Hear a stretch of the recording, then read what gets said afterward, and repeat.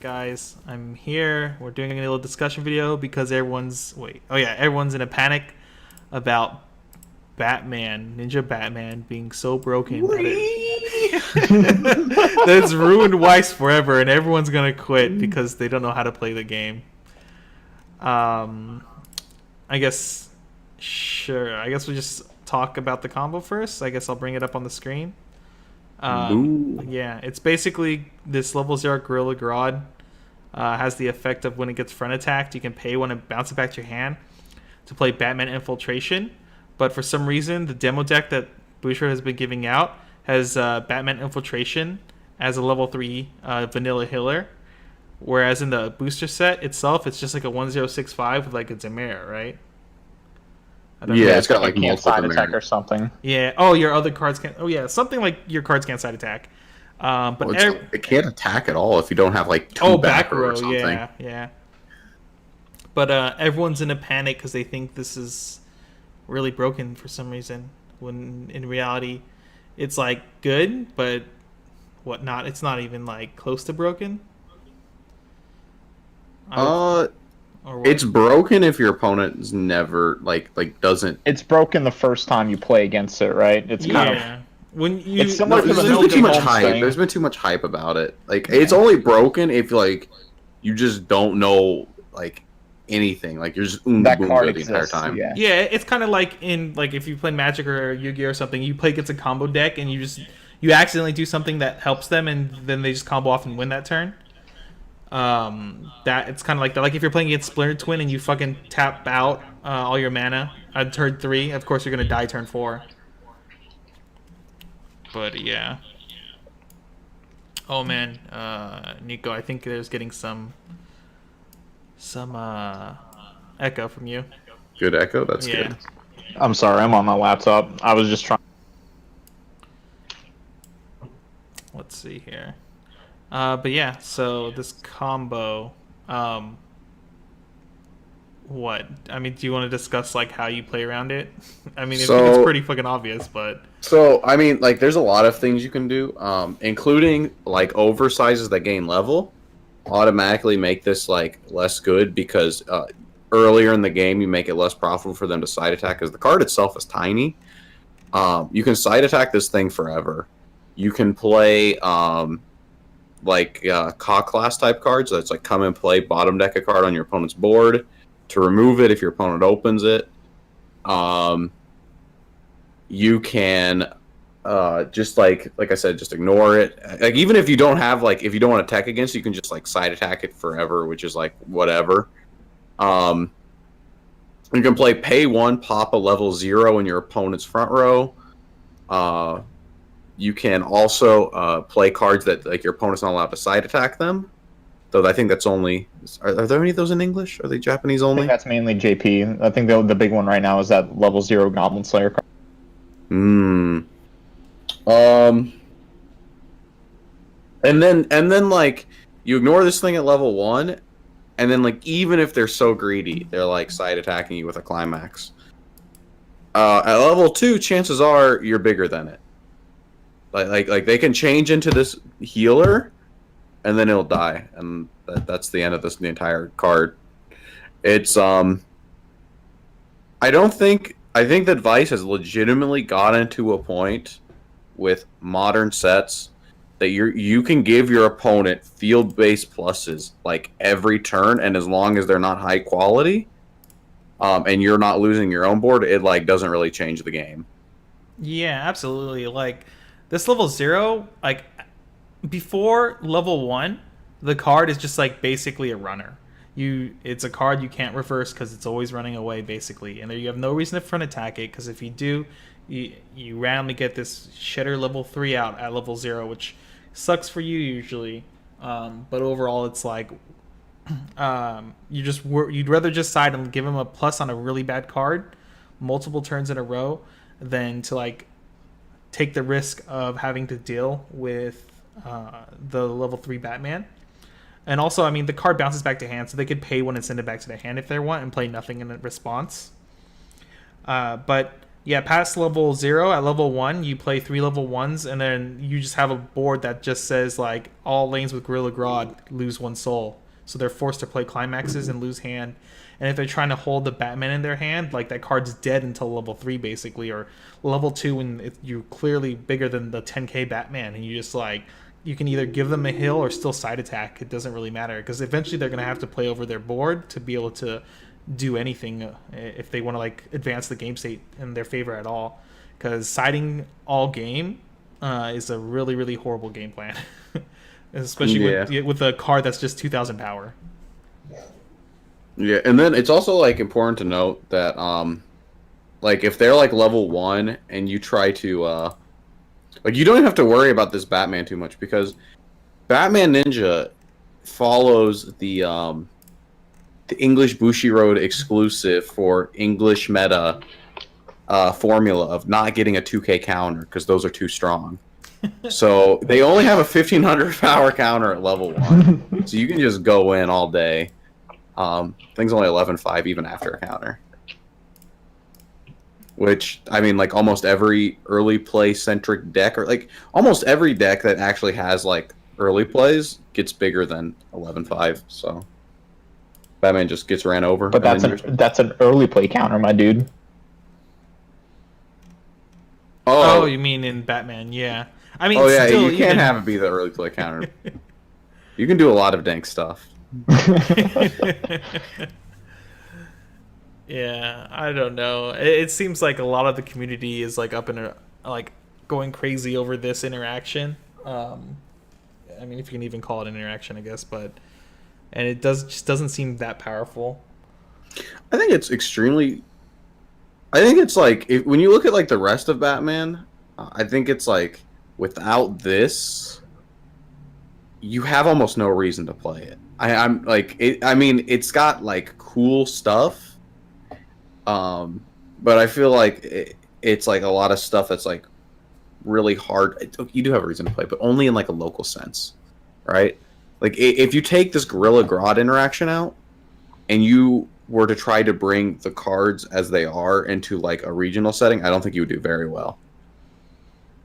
Yeah, the deck is, like, very vanilla. And, like, standout cards, I guess, are, like, the 1/1 anti-change is okay. I really like the Joker level 3 early play. I think the 2-0 event is also good. Oh, yeah. Because yeah. Go ahead. It's, like, a unique form of, like, field removal that your opponent might not respect. It also like doubles as a finisher, and it's costless.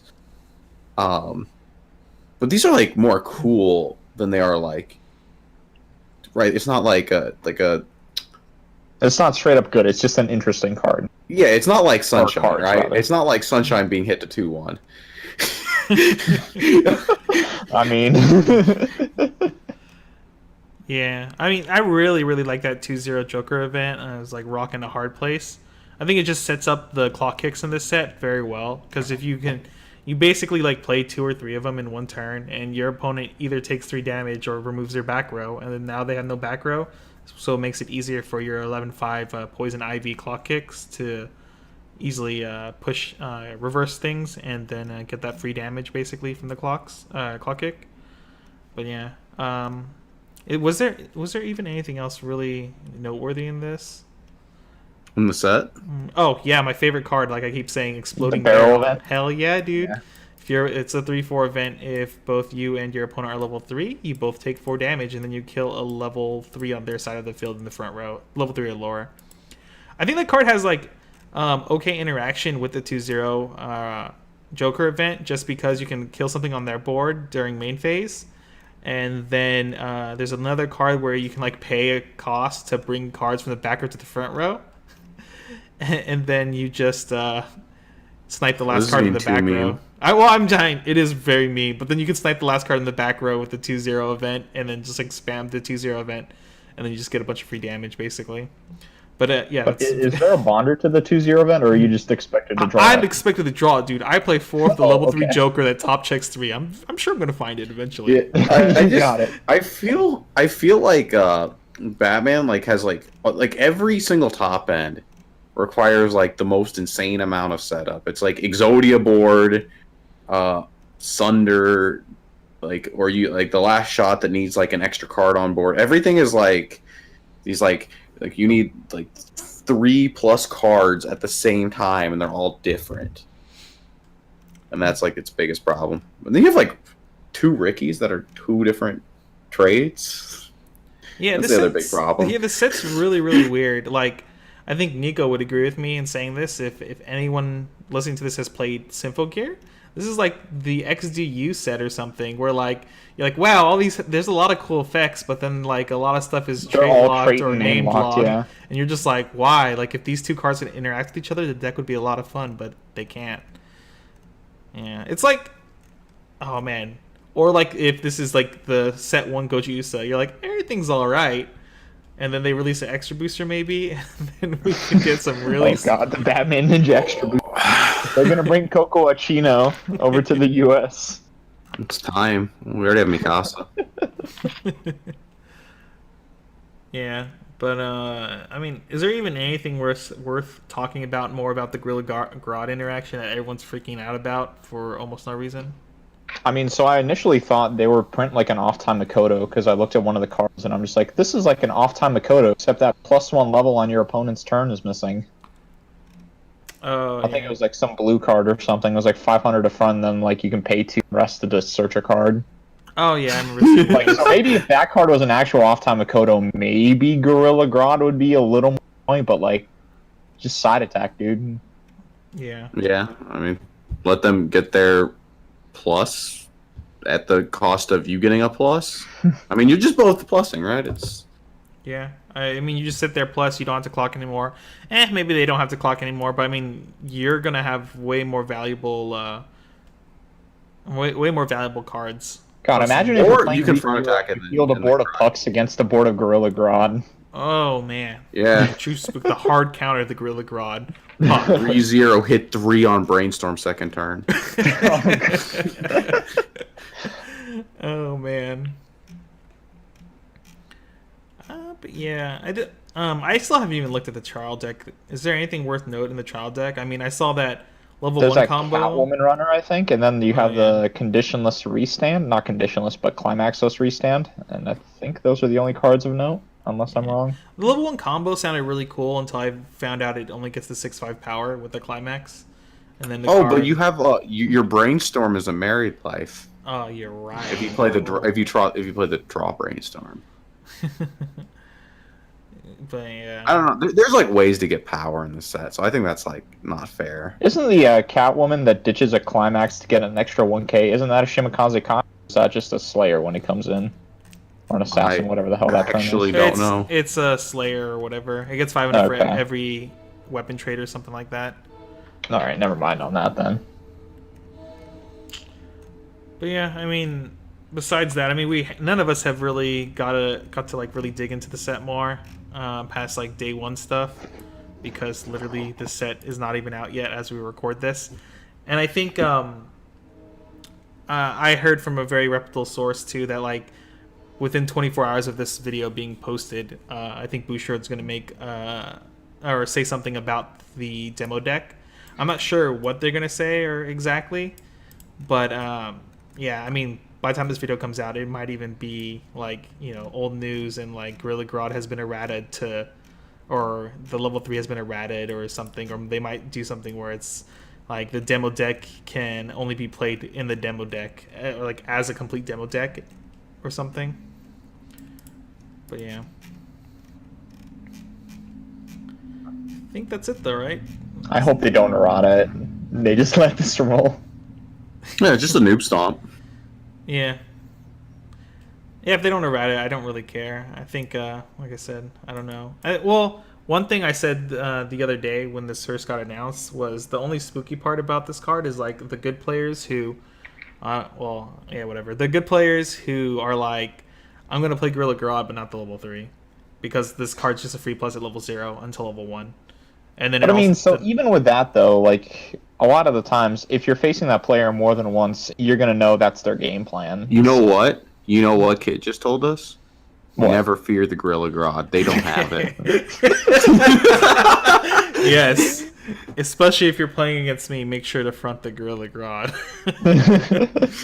These are some 40 there's some 40 chess going on. Yeah, I mean, if there was a sideboarding thing in this game, I would, and we were playing Batman, I would literally game 2 side out the level 3s and to replace it with something more like better, because it only takes one game, and then your opponent's like, oh no, I can't really front this, otherwise I could randomly just lose the game for no reason.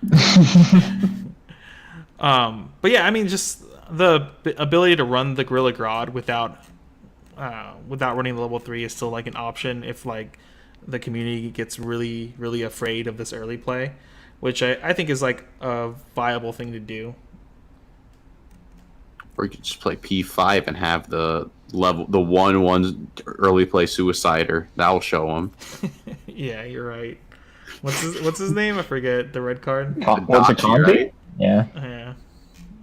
Yeah. I think that, so. The only other good thing about this card you get to, right? Wait, you cut out there for a second. What did you say? So the only other really good thing about this card, outside of like the mind game aspect and the fact that if you're playing against like just a rando who doesn't know what's going on, you can bring out a 3/2 like right away. You just can deny an opponent's climax combo reverse, and that's This is about it, right? Yeah, this is something that we've had before in the second set, I believe, of Tulavru, which never came to English. I mean, it's an okay thing. I've played against it where someone's used that combo to try to deny me from when I was playing OT, and I was just like, okay, sure. You can do that all game, and they just have no stock for the rest of the game.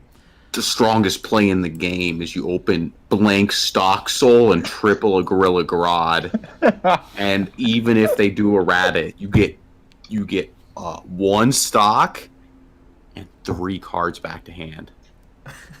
Oh my god. Oh man, there's gonna be too much. Yeah, I think that's I it look for forward this to set. losing in Chicago against this, by the way. Yeah, me too. After making this video. I would like to be proven wrong. Yeah, it'd be really cool if it was actually a lot scarier than what we're making it out to be. But I think that's it, unless you guys have any last words or anything else to add. I don't think so. Alright, well, I guess we'll see you guys in the next video. Later. Before you go, make sure to like and subscribe to our channel if you do enjoy our content, as it does help us grow, and check out some of these social media links below.